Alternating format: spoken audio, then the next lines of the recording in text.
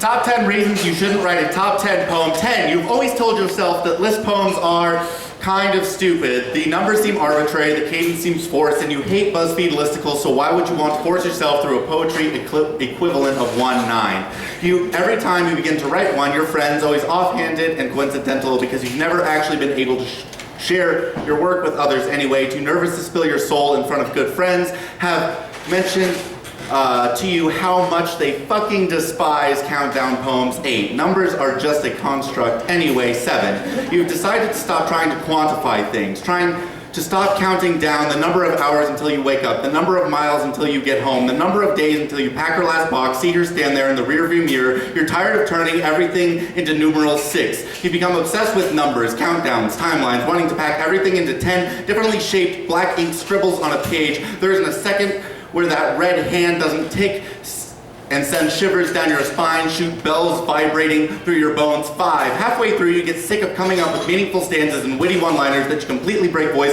and go back on your promise to never do that stupid meta poem about a poem shit ever again. 4.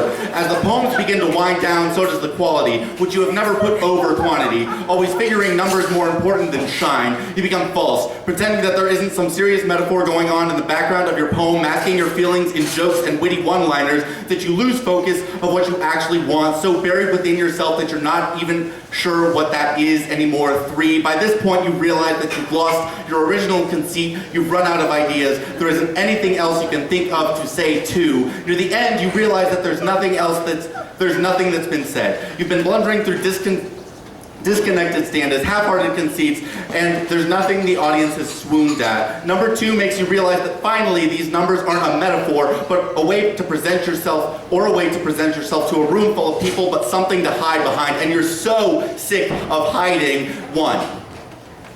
You have read the short story Alma upwards of 20 times. You mark the first page with a tick every time you open the book, because every time you open the book, that story pours itself into your eyes. You read through the 5 pages, counting each one down, closing in on the final paragraph, 1 sentence, 6 words, 7,000 heartbeats.